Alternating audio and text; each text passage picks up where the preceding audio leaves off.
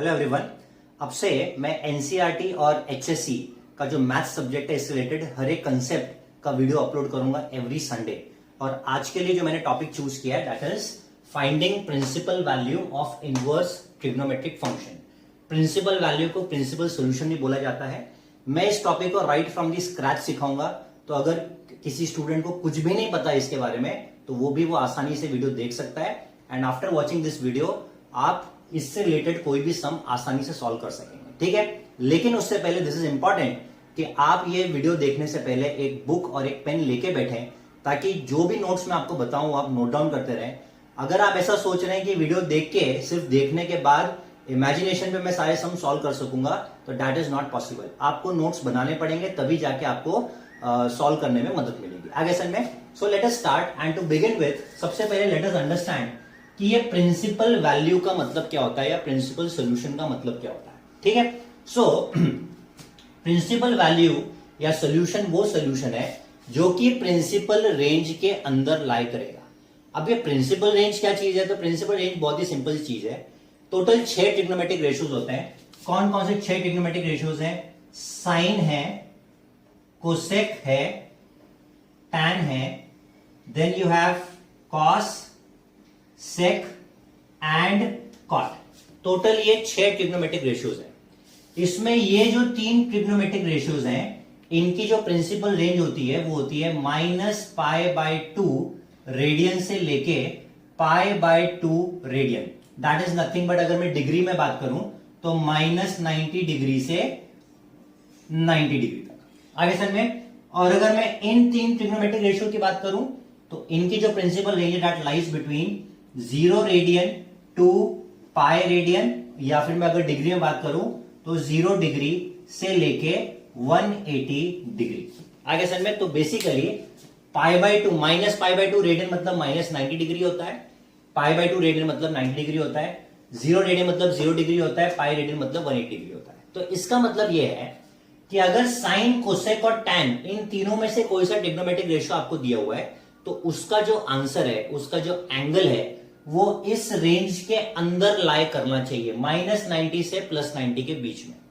अगर आंसर मेरा इसका फॉर एग्जांपल इसमें से कोई ट्रिग्नोमेट्रिक रेशियो आया और उसका आंसर मान लो मेरा आ रहा है 150 डिग्री, कितना आ रहा है 150 डिग्री, तो आप देख सकते हो 150 डिग्री इस रेंज के अंदर लाई नहीं करता, तो आपको उस आंसर को इस रेंज के अंदर लाना पड़ेगा। और मान लो आपका आंसर आया 60 डिग्री, 60 डिग्री इस रेंज के अंदर लाई करता है कि नहीं करता है? यस, डेफिनेटली करता है। तो वही हमारा डायरेक्टली आंसर हो जाएगा, उसे हमें कुछ कन्वर्ट या मैनिपुलेट करने की जरूरत नहीं पड़ेगी आगे सर में। सेम वे में अगर इन तीनों में से कोई सा ट्रिग्नोमेट्रिक रेशियो आता है तो आपकी जो प्रिंसिपल रेंज है दैट इज फ्रॉम 0 to 180, मतलब आपका आंसर इस रेंज के अंदर लाई करना चाहिए। बाय चांस अगर आपका आंसर इस रेंज के कहीं बाहर आ रहा है तो आपको उस आंसर को कन्वर्ट कर कर इसके अंदर लाना पड़ेगा। वो सब हम सीखेंगे कैसे करना है। तो दिस इज इंपॉर्टेंट, ये हो गई सबकी प्रिंसिपल रेंज। अब मैं बात करता हूं नेक्स्ट चीज की जो कि इंपॉर्टेंट है, that is the knowledge of 4 quadrants. अब ये 4 क्वाड्रेंट्स क्या है? तो बेसिकली आपको पता है कि ये हो गया हमारा Y axis, this is Y axis and this is X axis. Okay, ये ओरिजिन हो गया, इसको बोला जाता है कार्टेशियन कोऑर्डिनेट्स, राइट। अब आप देख सकते हो कि जब एक्स एक्सिस और वाई एक्सिस हमने बनाया तो इसने पूरे प्लेन को 4 पार्ट्स में डिवाइड कर दिया और उन्हीं 4 पार्ट्स को क्या बोला जाता है? क्वाड्रेंट्स। इन क्वाड्रेंट के नाम है, this is first quadrant, this is second quadrant, this is third quadrant and this is fourth quadrant आगे सर में। इसके अलावा ये जो एक्सिस है इनके right side that is positive side, negative side, Y axis का पॉजिटिव साइड नेगेटिव साइड पे एंगल्स होते हैं, वो एंगल्स मैं आपको बता देता हूं। यहां से चालू होता है हमेशा that is positive direction of x axis, यहां से चालू होगा एंड चालू होता है 0 डिग्री से, यहां से आ जाता है 90 डिग्री, यहां से इधर आ जाता है 180 डिग्री, यहां से इधर आ जाता है 270 डिग्री, और यहां से जब हम एक पूरा राउंड कंप्लीट कर लेते हैं तो वो हो जाता है 360 डिग्री आया सर में। अभी आपने एक चीज नोटिस की होगी कि हम लोग एंटी क्लॉकवाइज डायरेक्शन में गए, और जब आप एंटी क्लॉकवाइज डायरेक्शन में जाते हो तब एंगल्स पॉजिटिव होते हैं। तो तभी आपने देखा यहाँ पे 0, 90, 180, 270, 360 सबके सब पॉजिटिव है। यही अगर आप क्लॉकवाइज जाओगे, इस तरह जाओगे, तो एंगल्स नेगेटिव हो जाते हैं। मतलब ये तो जीरो ही रहेगा, बिकॉज जीरो में पॉजिटिव नेगेटिव कुछ नहीं होता। यहां से जब आप इधर जाओगे तो ये आ जाएगा -90 डिग्री। यहां से आप इधर जाओगे तो ये हो जाएगा -180 डिग्री। यहां से आप इधर जाओगे तो हो जाएगा -270 डिग्री। और यहां से अगर आपने यहाँ पे पूरा एक सर्कल कंप्लीट कर लिया तो ये हो जाएगा -360 डिग्री। आगे सर में, सो दिस इज वेरी इंपॉर्टेंट। इसको आप रेडियंस में भी लिख सकते हो। रेडियन में भी आपको बता देता हूं। रेडियन में 0 डिग्री 0 रेडियन ही होता है, तो मैं यहां पे लिख देता हूं 0 डिग्री इज 0 रेडियन। ठीक है, उसके बाद 90 डिग्री इज π/2 रेडियन। उसके बाद 180 डिग्री इज पाई रेडियन। उसके बाद 270 डिग्री इज 3π/2 रेडियन।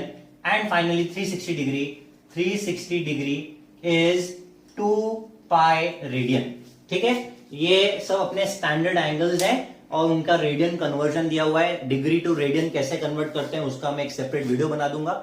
ठीक है, अभी फिलहाल आपको ये चीजें याद रखनी है। ओके, क्लियर है। अब इसके अलावा एक और लास्ट इंपॉर्टेंट चीज इसी क्वाड्रेंट्स की, कि यहां पे हर एक क्वाड्रेंट में अलग अलग ट्रिग्नोमेट्रिक रेशियो पॉजिटिव होता है और नेगेटिव होता है। तो वो कैसे होता है मैं आपको बताता हूं। फर्स्ट क्वाड्रेंट की अगर बात करें, फर्स्ट क्वाड्रेंट में all the trigonometric ratios are positive. मतलब इसमें साइन होने दो, कॉस होने दो, टैन होने दो, कॉट होने दो, सेक होने दो, कोसेक होने दो, कोई सा भी ट्रिग्नोमेट्रिक फंक्शन होने दो, वो हमेशा यहाँ पे क्या आएगा, पॉजिटिव आएगा। अगर मैं सेकंड क्वाड्रेंट की बात करूं तो यहां पे साइन और कोसेक ये दोनों पॉजिटिव होते हैं। इन दोनों को छोड़कर बाकी सारे ट्रिग्नोमेट्रिक रेशियो, साइन और कोसेक को छोड़ के बाकी 4 ट्रिग्नोमेट्रिक रेशियो हैं, चारों के चारों नेगेटिव रहेंगे इस क्वाड्रेंट में। ठीक है, थर्ड क्वाड्रेंट की बात करें तो थर्ड क्वाड्रेंट में टैन और कॉट पॉजिटिव रहेंगे, बाकी सारे नेगेटिव रहेंगे। टैन और कॉट, ये हो गया टैन, ये हो गया कॉट। इनको छोड़कर 4 ट्रिग्नोमेट्रिक रेशियोज हैं, ये दोनों और ये दोनों, ये यहां पे नेगेटिव रहेंगे। एंड फाइनली फोर्थ आता है जिसमें कॉस और सेक ये दोनों पॉजिटिव रहेंगे और इनको छोड़कर अगेन 4 ट्रिग्नोमेट्रिक रेशियोज बचेंगे यहां से, वो चारों के चारों क्या रहेंगे, नेगेटिव। तो ये भी आपको मालूम होना चाहिए कि फर्स्ट क्वाड्रेंट में कौन पॉजिटिव है, सेकंड में कौन है, थर्ड में कौन है, फोर्थ में कौन है। आगे सुन में, और इसको याद रखने का एक सिंपल सा तरीका है जो कि है एड शुगर टू कॉफी। ठीक है, एड शुगर टू कॉफी, ये स्टेटमेंट आप याद रखोगे तो आपको सब क्वाड्रेंट्स में कौन सा कब पॉजिटिव रहता है वो याद हो जाएगा। देखो, एड में A stands for all, sugar में S स्टैंड्स फॉर साइन और साइन के साथ में आ जाता है कोसेक, 2 में T stands for tan, tan के साथ आ जाता है कॉट, और कॉफी में C stands for cos, cos के साथ आ जाता है सेक। आगे सर में क्लियर है। तो ये जो अभी मैंने आपको बोर्ड पे सब दिखाया, this is very very very important in sums को सॉल्व करने के लिए। अगर आपको इसकी नॉलेज नहीं है, अगर आप ये नहीं करेंगे, अगर आपने इसके नोट्स नहीं बनाए, तो आप ये वाले सम्स बिल्कुल सॉल्व नहीं कर पाएंगे। ठीक है, तो आई वुड रेकमेंड कि अगर आप लोग अपने नोटबुक और पेन लेके बैठे हैं तो सबसे पहले ये नोट डाउन कर लीजिए कि ये चीजें मैंने यहाँ पे क्या क्या लिखी है, और इसके बाद आगे का वीडियो, अभी आप पहले पॉज करके ये सब लिख लीजिए और फिर आप आगे का वीडियो देखिए। ठीक है, now let us move further. तो मैंने जो भी बेसिक इंफॉर्मेशन थी वो मैंने आपको बता दी। ठीक है, जो मैंने अभी आपको सिखाया, इसके नोट्स बनाना बहुत ज्यादा इंपॉर्टेंट है, क्योंकि ये दोनों चीजें, that is principal range and knowledge of the 4 quadrants, ये हमको हर सम में लगने वाला है। ठीक है, तो अगर आपने नोट्स बना लिए होंगे अपने नोटबुक में तो आप इजीली उसको रेफर करके आगे का वीडियो समझ सकते हैं। ठीक है, so let us start. Finding principal value of inverse trigonometric function के लिए मैंने 3 सम्स लिए हैं, तीनों अलग अलग टाइप के सम्स हैं और वो तीनों सम्स मैं आपको सिखाऊंगा। आफ्टर दैट वो 3 सम्स को समझने के बाद आप इस पे बेस्ड कोई भी सम आसानी से सॉल्व कर सकेंगे। ठीक है, तो सबसे पहला सम जो मैं यहां पे ले रहा हूं, that is finding principal value of cos inverse of half. मुझे इसका प्रिंसिपल वैल्यू निकालना है, that is cos inverse of half. ठीक है, तो प्रिंसिपल वैल्यू का तो मतलब समझ लिया था हमने। प्रिंसिपल वैल्यू का मतलब क्या था, it is the value which lies in the principal range. ठीक है, ये वो वैल्यू है जो कि प्रिंसिपल रेंज में लाई होती है। Of inverse trigonometric function. Inverse trigonometric function मतलब ये रहा इनवर्स का सिंबल, ये है -1, इसको ये इनवर्स का सिंबल है, ठीक है। सो इनवर्स कैसे लिखा जाता है, cos inverse of something let it be x. ये हो गया हमारा इनवर्स ट्रिग्नोमेट्रिक फंक्शन। अब एक चीज ध्यान रखना, बहुत से बच्चे इसको कॉस ऑफ एक्स का इनवर्स मानते हैं, विच इज एब्सोल्युटली रॉन्ग। ये दोनों अलग अलग चीजें हैं, ये सेम नहीं है, ठीक है। तो आप इसको ये चीज मत मान लेना। आगे समझ में क्लियर है। एनीवेज मूविंग फर्दर, मैंने आपको इनवर्स का मतलब बताया। अब लेट अस स्टार्ट, इसको सॉल्व करना है। इसको सॉल्व करना काफी आसान है। सबसे पहला स्टेप, जो भी आपको जिसका भी प्रिंसिपल वैल्यू निकालना है, जिस इनवर्स ट्रिग्नोमेट्रिक फंक्शन का वैल्यू निकालना है, लेट इट बी समथिंग, कोई भी एक वेरिएबल पकड़ लो। जैसे कि for example let cos inverse of half be is equal to Y. Cos inverse of half is equal to Y, ठीक है। कॉस इनवर्स को मैं उस तरफ भेजूंगा इक्वल टू के, कॉस इनवर्स को मैं उस तरफ भेजूंगा तो ये क्या बन जाएगा, ये सिंपली कॉस वाई बन जाएगा, करेक्ट है। ये उधर जाके कॉस हो जाएगा, है ना। अब हाफ, कॉस की वैल्यू हाफ कब होती है, कॉस की वैल्यू हाफ होती है 60 डिग्रीज पे। कॉस की वैल्यू हाफ कब होती है, 60 डिग्रीज पे। वो आपको टेबल रेफर करनी पड़ेगी, जो स्टैंडर्ड एंगल्स की टेबल होती है सभी ट्रिग्नोमेट्रिक रेशियो की, वो रेफर करनी पड़ेगी। तो कॉस की वैल्यू हाफ कब होती है, 60 डिग्री। और 60 डिग्री का मतलब होता है, अगर रेडियन में कन्वर्ट करेंगे तो इट इज π/3 रेडियन। 60 डिग्री का मतलब क्या है, π/3 रेडियन। जिनको ये नहीं आता मैं फटाफट बता ही देता हूं। यहाँ पे आई वॉज थिंकिंग कि मैं उसका एक सेपरेट वीडियो बना लूंगा, बट यहीं पे मैं एक्सप्लेन कर देता हूं। देखो जब भी आपको डिग्री को रेडियन में कन्वर्ट करना है, मल्टीप्लाई दैट वैल्यू बाय π/180। इससे मल्टीप्लाई कर दो, 61 जा 63 जा, तो आंसर क्या आ गया, π/3 रेडियन, ठीक है। इस तरह आप किसी भी डिग्री वाले वैल्यू को रेडियन में कन्वर्ट कर सकते हो। Just multiply that value by π/180, ठीक है। अब तो कॉस की वैल्यू हाफ कब होती है, कॉस की वैल्यू होती है हाफ 60 डिग्रीज पे, विच इज नथिंग बट π/3। तो I can say that half की जगह मैं लिख रहा हूं cos π/3, सॉरी cos π/3। आगे समझ में, that is equal to cos y। अब ये भी cos है, ये भी cos है, दोनों बीच में इक्वल टू साइन है, इसका मतलब I can say that y is equal to π/3। तो I can say that y is equal to π/3 radian. लेकिन y किसको पकड़ा था मैंने, y मैंने पकड़ा था cos इनवर्स ऑफ हाफ को। तो therefore cos inverse of half is equal to π/3। This is the principal value of cos inverse of half. इतना सिंपल है। अब एक बार आपका आंसर आ गया, जस्ट चेक कि ये मैं प्रिंसिपल वैल्यू बोल रहा हूं, इसका मतलब ये प्रिंसिपल रेंज में लाई करना चाहिए। और cos का प्रिंसिपल रेंज क्या था, आप लोगों ने अपने नोट्स में लिखा होगा। cos का प्रिंसिपल रेंज क्या था, इट वाज फ्रॉम 0 टू π, मतलब 0 से लेके 180। 0 से लेके 180 के बीच में 60 आता है कि नहीं आता है, यस आता है। इसका मतलब हमारा जो आंसर है वो प्रिंसिपल रेंज में है, और क्योंकि वो प्रिंसिपल रेंज में है, मैं डायरेक्टली इसी को प्रिंसिपल वैल्यू बोल सकता हूं। दिस इज इट, आपका पहला सम यहां पे खत्म हो गया। तो what is the principal value of cos inverse of half, it is nothing but π/3। ये सबसे बेसिक वाला सम था जो मैंने पहले स्टार्टिंग में उठाया, ताकि आपको एक कंसेप्ट समझ में आ जाए कि हम कर क्या रहे हैं। आगे असल में यहाँ पे आप देख सकते हो जो वैल्यू है ये एक तो स्टैंडर्ड वैल्यू है, ऊपर से पॉजिटिव वैल्यू है, तो यहाँ पे जनरली कोई प्रॉब्लम नहीं आती, इसी तरीके से सॉल्व हो जाता है, ठीक है। Now moving on to the second sum. आपको अगर ये लिखना है तो वीडियो पॉज करके लिख लीजिए, इसका नोट बना लीजिए, और फिर हम लोग करते हैं सेकंड सम सॉल्व, ठीक है। अब सेकंड सम जो मैं ले रहा हूं that is cot inverse, second sum ले रहा हूं मैं, that is cot inverse of -1/√3। Cot inverse -1/√3। अब आप देख सकते हो यहां पे पिछले सम के हिसाब से अब जो ये वैल्यू है दिस इज नेगेटिव, तो यहां पे थोड़ा सा अलग चीज आ गई। अब इसको कैसे सॉल्व करेंगे, लेट अस सी, ठीक है। तो सबसे पहला स्टेप तो वही हो जाएगा अपना, पहला स्टेप क्या हो जाएगा, let cot inverse of -1/√3 be is equal to y। अब क्या करेंगे, कॉट को वहां डाल देते हैं, तो ये हो जाएगा -1/√3 इज इक्वल टू, ये उधर जाएगा और ये हो जाएगा कॉट ऑफ y, करेक्ट है। इनवर्स वहां इक्वल टू के उस तरफ जाएगा तो वो कॉट हो जाएगा। उसके बाद ये माइनस साइन कॉपी 1/√3, कॉट की वैल्यू 1/√3 कब होती है? तो कॉट की वैल्यू 1/√3 होती है अगेन 60 डिग्रीज पे। तो 60 डिग्रीज पे होती है, that is equal to π/3 radian. अभी पिछले सम में भी मैंने आपको बताया था, ठीक है। और कॉट की वैल्यू 1/√3 60 डिग्रीज पे होती है, ये कैसे मालूम? तो मैंने आपको ऑलरेडी बताया कि आपकी जो एक ट्रिग्नोमेट्री की टेबल आती है, जो कि स्टैंडर्ड एंगल्स की टेबल होती है, वो टेबल आपको याद होनी चाहिए। और अभी फिलहाल अगर याद नहीं है तो आप उसको रेफर कर सकते हो, ठीक है। उसको चाहिए तो मैं उस टेबल का कोई लिंक वगैरह मैं डिस्क्रिप्शन बॉक्स में डाल दूंगा, ठीक है। तो आप वहां से भी वो टेबल देख सकते हैं, ठीक है। सो कॉट की वैल्यू 1/√3 कब होती है? वो होती है 60 डिग्रीज पे या π/3 रेडियन में। तो माइनस साइन कॉपी किया और 1/√3 की जगह में लिख रहा हूं cot of π/3 and that is equal to cot of y। Clear है? ओके। अब मैं जरा इसको रब कर देता हूं, ठीक है। अब आपको यह समझना है कि हमें कॉट क्या चाहिए? नेगेटिव चाहिए। अब वो 4 क्वाड्रेंट वाली जो हमने चीज सीखी थी, नॉलेज जो लिया था, वो काम आने वाला है।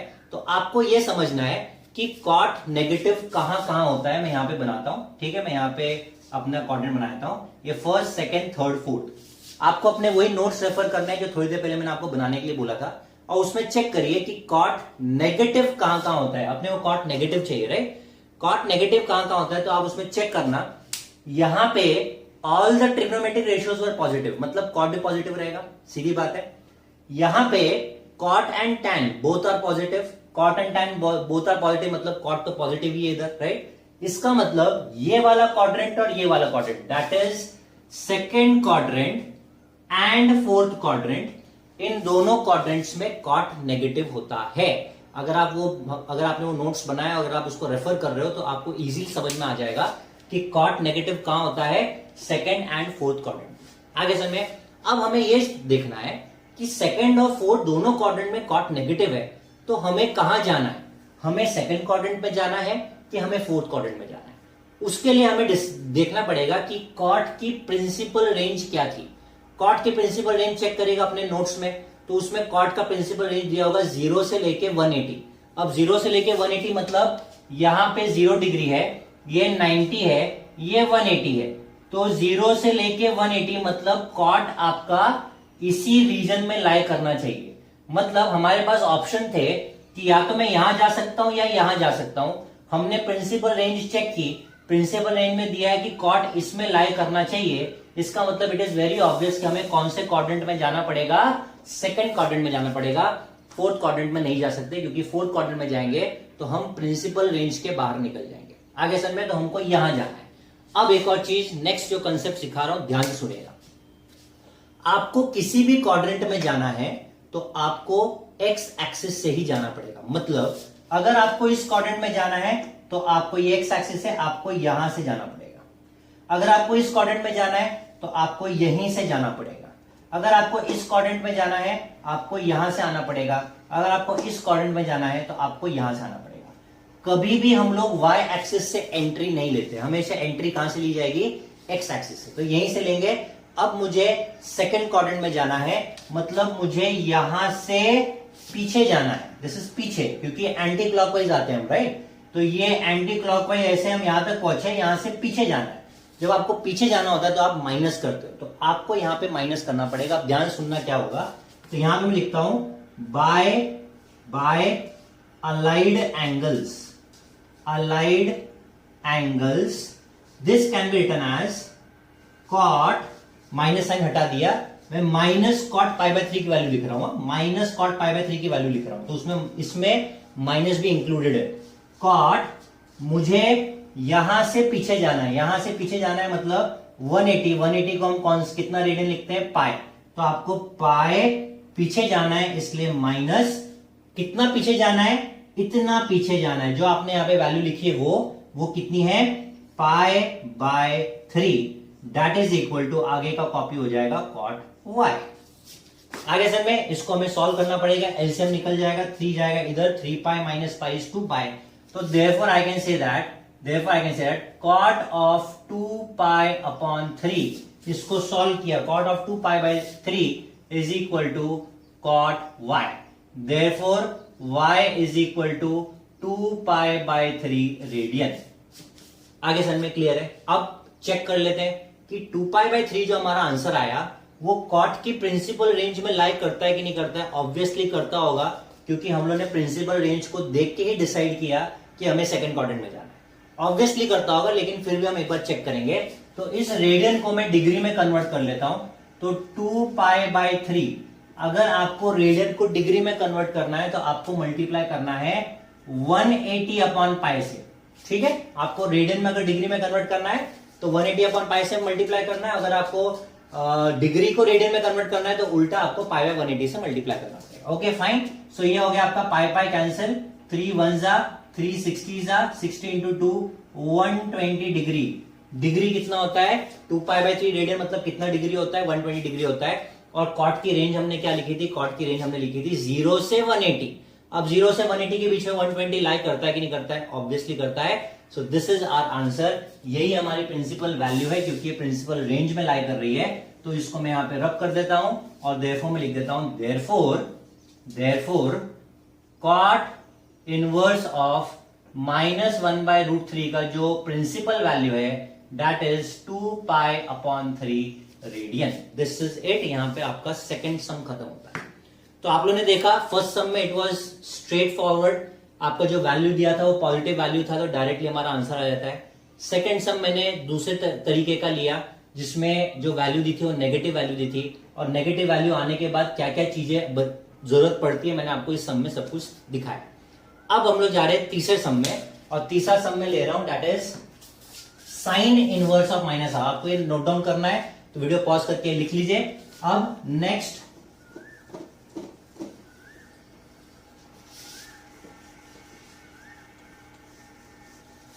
जो हम लोग कर रहे हैं that is sine inverse of -1/2। Okay, so third सम जो ले रहे हैं हम साइन इनवर्स ऑफ -1/2। तो ये भी कुछ पिछले सम जैसा ही है। ठीक है, अब देखते हैं इसको। यहां पे थोड़ा सा एक और ट्विस्ट आएगा जो कि एंड में आएगा, वो मैं आपको बताता हूं। सबसे पहले इसको हम कोई एक वेरिएबल पकड़ लेंगे, तो this becomes sine inverse of -1/2 is equal to y। इसको मैं y पकड़ लेता हूं। देयरफॉर ये क्या हो जाएगा? साइन इनवर्स वहां जाके क्या हो जाएगा? साइन, तो -1/2 is equal to sine of y। Clear है? ये माइनस साइन कॉपी करते हैं। साइन का वैल्यू हाफ कब होता है? तो साइन का वैल्यू हाफ होता है 30 डिग्री पे। कितने डिग्री पे होता है? 30 डिग्री पे, which is nothing but π/6 radian. कैसे कन्वर्ट करते हैं मैंने आपको बता दिया। मल्टीप्लाई दिस वैल्यू बाय π/180, उससे मल्टीप्लाई करिए, आपको π/6 मिल जाएगा आंसर। तो साइन π/6 हाफ कब होता है? Sine π/6 is equal to sine of y। ठीक है, अब आपको ये समझना है कि हमको साइन क्या चाहिए? नेगेटिव चाहिए। वापस से वही 4 क्वाड्रेंट्स बनाएंगे हम लोग। ये हो गया y, ये हो गया x, तो इसको y और x लिख देता हूं। फर्स्ट, सेकंड, थर्ड, फोर्थ अपने वही नोट्स रेफर करिए और चेक करिए कि साइन नेगेटिव कहां कहां होता है। तो देखिए यहां पे आप देखोगे, यहां पे all the trigonometric ratios are positive, इसका मतलब ऑब्वियसली साइन भी पॉजिटिव रहेगा। आप यहां पे चेक करोगे तो यहां पे साइन और कोसेक पॉजिटिव है, तो ऑब्वियसली उसमें साइन तो पॉजिटिव है ही। इसका मतलब साइन पॉजिटिव कहां नहीं है? Third and fourth quadrant. Third और fourth quadrant, third and fourth quadrant, इसमें आप चेक करोगे तो साइन नेगेटिव होता है, और हमको साइन नेगेटिव ही चाहिए। अब आपको ये डिसाइड करना है कि भाई थर्ड क्वाड्रेंट में जाना है कि फोर्थ क्वाड्रेंट में जाना है, और उसके लिए क्या हमने क्या सीखा था कि क्या चेक करना पड़ेगा? साइन का प्रिंसिपल रेंज क्या है। अब आप उसी नोट्स को रेफर करिएगा और चेक करेगा साइन की जो प्रिंसिपल रेंज है दैट इज फ्रॉम -90 से +90। अब वो जो क्वाड्रेंट का हमने डायग्राम बनाया था उसमें देखेगा -90 का आ रहा था, -90 यहां आ रहा था, और +90 का आ रहा था, +90 यहां आ रहा था। आगे सर में इसका मतलब आपका जो आंसर है वो इसमें लाई करना चाहिए, मतलब या तो फर्स्ट क्वाड्रेंट में या फिर फोर्थ क्वाड्रेंट में लाई करना चाहिए। ठीक है, अब ऑब्वियसली हमको साइन नेगेटिव चाहिए, तो हमें कौन से क्वाड्रेंट में जाना पड़ेगा? फोर्थ क्वाड्रेंट में जाना पड़ेगा। और फोर्थ क्वाड्रेंट में आने के लिए हम कहां से आएंगे? हम एक्स एक्सिस से इस तरह आएंगे।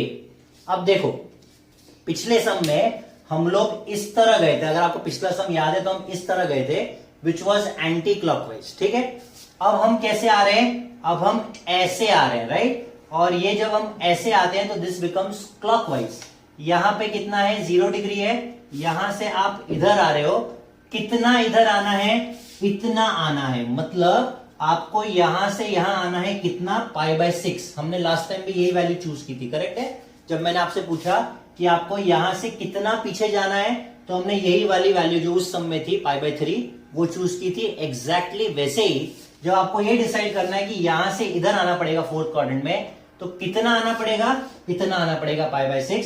तो यहां पे आ गया π/6, लेकिन ये जो π/6 रहेगा ये क्या रहेगा, ये नेगेटिव रहेगा। π/6 क्या रहेगा, नेगेटिव रहेगा। क्यों नेगेटिव रहेगा, क्योंकि आप क्लॉकवाइज आ रहे हो। और हमेशा ध्यान रखना, जब आप क्लॉकवाइज आते हो तो वो एंगल्स नेगेटिव होते हैं, और जब एंटी क्लॉकवाइज जाते हो तो एंगल्स पॉजिटिव होते हैं। आगे सर में क्लियर है। तो आपको ऐसे आना है, -π/6 आ जाएगा। तो I can say that by